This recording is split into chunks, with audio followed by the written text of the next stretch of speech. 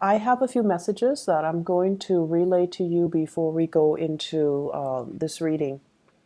Um, the first message is self-mastery. And self-mastery, I feel like it's not so much on, you know, how you're sick and tired of other people telling you to open yourself up emotionally, right? You're sick and tired of hearing that, hearing other people, hearing friends, relatives, even advisors, or even, you know, readings in general. And I feel like many of you have done a lot of growth on the emotional department.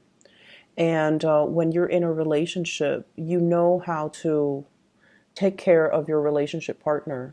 And when you really love someone, you know how to be open and vulnerable and to really allow them, like put your walls and your defenses down to allow them in.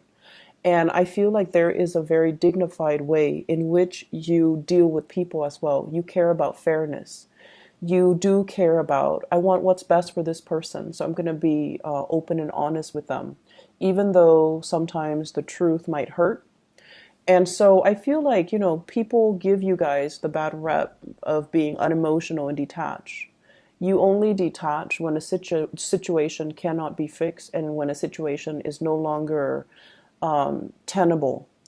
However, what I also feel as well with this sense of self mastery, I feel like it's coming in the friendship, platonic relationships sphere, where you are still going to have to, you know, let your guard down. So it's not just the people you care about, it's the other people that are around you that you have to work with, that you have to be around energetically. They're constantly in your space, or they're constantly, you know, in your periphery.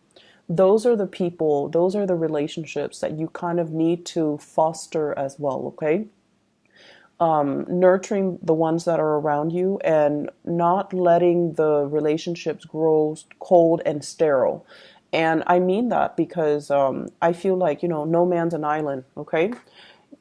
First of all, your energy here, Nine of Pentacles. This is an independence card. This is somebody that's like, okay, I know how to take care of myself. I've got my car, my house, my kids, my pets, whatever it is, I am self-sufficient. I don't really want heavy emotional connections because those things weigh me down. They make me uncomfortable.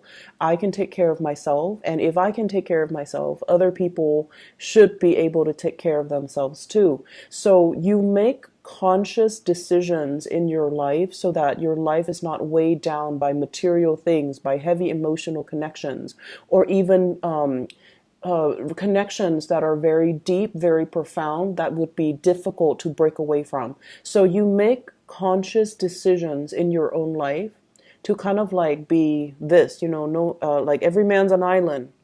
I'm self-sufficient. I can do things on my own. I can take care of myself in every department. And once again, this is a great self-sufficiency type of energy, but it's really lacking something, right? Because with the nine, it's still a really good card, but it's lacking that sense of like that completion, that 10 of Pentacles that we see down here. And because of that, your relationships might be very, very good right now. But what about the professional contacts, the friendships, the other things in our lives that make it a little bit more robust? All right. So that's just the first message that comes in, and it's a little bit long-winded. But at the same time, I feel like love seems to be going really, really well. Cultivate more of your friendships, okay? Because the friendships, the good conversations, conversation where you feel like in sync with another person, where you can talk to them all day, all night, deep into the night, that's what makes you ultimately very, very happy. So let's talk about your love life, first of all. What I have here is, once again, let's talk about this card. I really like this card.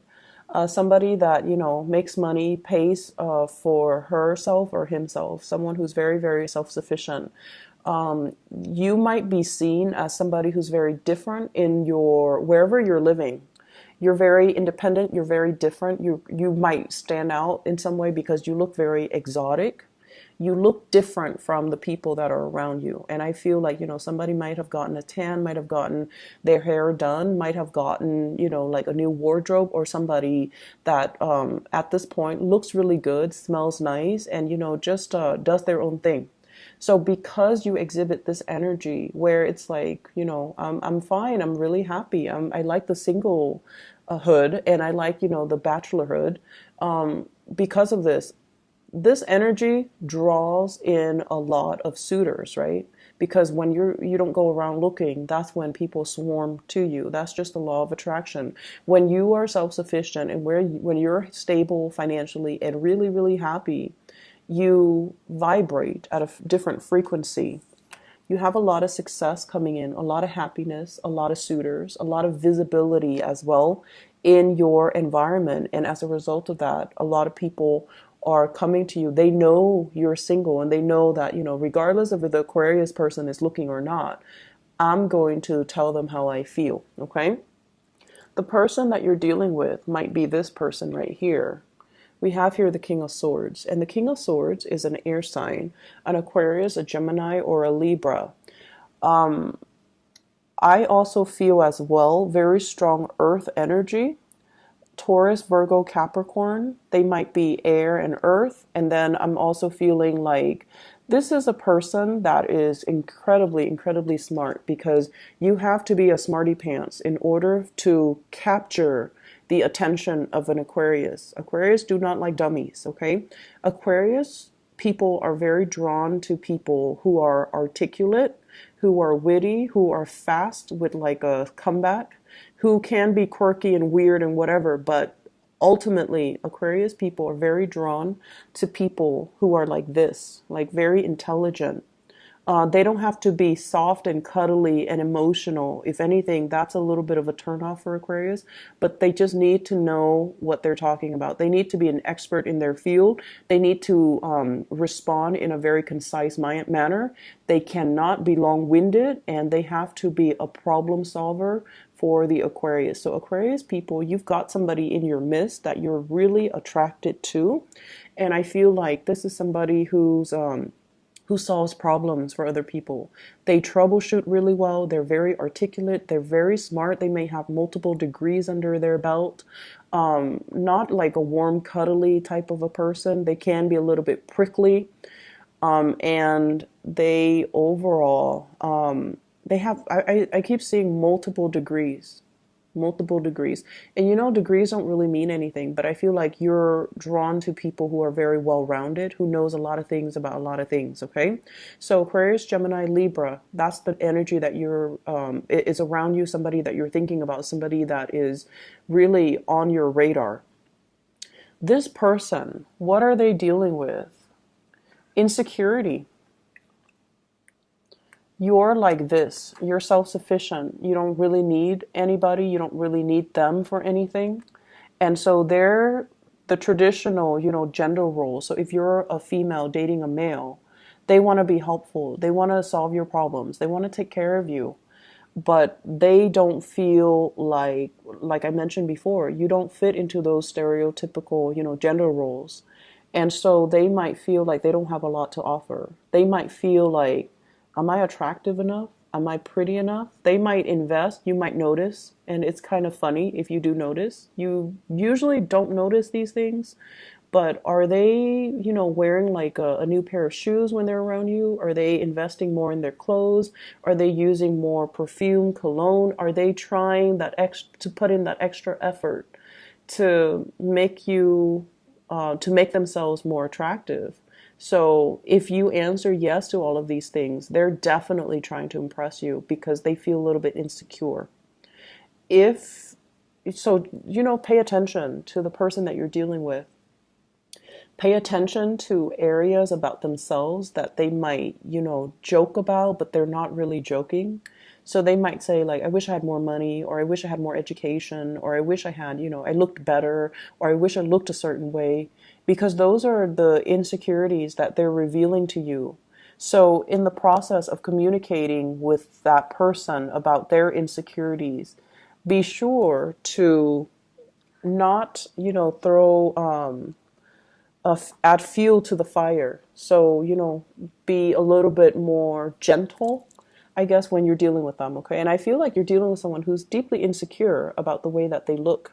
They don't know if they look good enough because they see you like this. And if they're the Empress in the reverse, it's almost like I don't really live up to them. I'm not on equal footing or equal pedestal with this person. So you've got a relationship partner that is very, very insecure about their physique, about their appearance, and about, whether or not they are your equal match physically. I feel like they are your ideal match intellectually. They're really smart, but they don't feel I keep seeing this Taurian energy because Taurus are very practical, and they're more like in the here and now, and they take care of their appearance. And appearance matters a lot to them, the way they dress, the way they look. So I feel like they might have Taurus, a lot of Taurus placement, and they might not feel like they measure up to you appearance wise. So for example, if you're going on a date and the two of you, holding hands, they feel insecure because they're like, everyone is looking at the Aquarius and wanting to, hit on the Aquarius person, and no one's looking at me. It's sort of like that. I see this sense of competition even between you and the relationship partner. But either way, I feel like the energy for this week in terms of love, be a little bit softer when you're dealing with your relationship partner, and don't joke too much about their insecurities because they might take it to heart. They might make a very snappy comeback, but deep down, these are insecurities that we should honor and respect our partner and not bring out into the light. Okay. A lot of you might be focusing on dating as well. Nine of Pentacles, singles, and then the Eight of Pentacles. This is a card about, going through your options, looking at your options. So online dating, or even, I'm seeing a lot of match, like online dating, looking at all the profiles, looking at everybody that's around you, looking at text messages or communication coming through between you and the people that want to be around you. And then a lot of opportunities for you to go out and to really enjoy, your free time. I'm also seeing as well, workplace, like romances. Okay. And honestly, I feel like there might be coworkers, there might be a lot of people in your professional environment who are headed in in the same direction as you. So you guys are like on the same career track. You guys are inspiring to each other. They trust the work that you do. They trust you as a coworker. Therefore, they want to transmute that energy and to create more of it's almost like getting past the friend zone, getting past the coworker platonic vibe, so that they can, make a move on you. So I feel like there's a lot of contemplation, and the person that you're dealing with, they're strategic. They don't want to make a false move. And because you're so detached, it's hard for them to know where you're coming from. So aim to be a little bit more flirtatious, and aim to be a little bit more like easygoing and, carefree, and just joke around a little bit more. Allow them a way to get into your space. Okay? Because this energy of self-sufficiency, it's very good, but it's also like, oh, he or she doesn't need me. So allow them to get into your space. Allow, open up, and allow, like, ask follow-up questions to allow a conversation to start. And I feel like your friends or your coworkers will be the catalyst for you to kind of open up to the other person, for those who are single. So it's almost like, asking your friends or your coworkers, how was your weekend? What did you do this weekend? And then your crush comes by, and and then ask your crush, how are you? Like, haven't seen you in a while. What did you do this weekend? So one conversation that's very platonic leading to another, and it allows an in. It allows your crush or whoever you're dating or whoever you like to enter the conversation without feeling weird, without you feeling uncomfortable about, asking them exclusively, because sometimes you don't like to reveal how you feel, right? You don't want them to get the upper hand, but you also want to initiate conversation with them. So I feel like that's really what this is all about. Fostering all of your relationships, not only the relationships that you care about, or only the people that you love, or only the people that you have your eyes on. Okay? Really, really bright, good energy. And I feel like there's a lot of solidification in this spread. But I feel like many of you are single, loving the single life. You would date, but you're waiting for the right person, waiting for somebody that can bring you this sense of happiness, this sense of freedom, and this sense of carefree, childlike energy. So the interaction between you and a crush, between you and a partner, is really good for this week, mainly because it opens up doors about practical, direction in the relationship, as well as where are we going, where are we headed. But once again, all the cards indicate to me it's like a solitary person. So I definitely feel a lot of independence, but also a lot of Aquarius people are single and loving it and focusing on their career. In the other departments of your life, there is going to be as well news, communications, and things like that about family. Okay, so the Ten of Pentacles in the reverse. So we're going from this 9 here where you are very self-sufficient, and then the Ten of Pentacles in the reverse where family and people that you love, they're going through issues, possibly financial issues.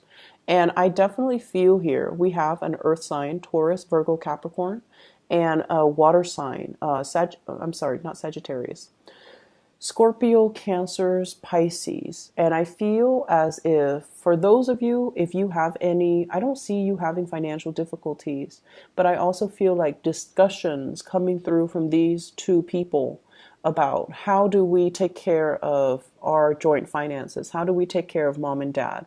If you are partner to these people as well, it's almost like buying new property, looking at a move, looking at as well at taking care of elderly parents, because the Ten of Pentacles is a generational wealth. When it's in the reverse, generational wealth might not be there. So mom and dad might not have the resources at their disposal. So they're relying on, the children to take care of them. So I feel like there's heavy discussions here about, you wanting to move away, you wanting to get a new start for yourself. But at the same time, there might be family issues that's really preventing you from doing that, or concerns about the family unit, concerns about location, concerns about resources that's really preventing this move.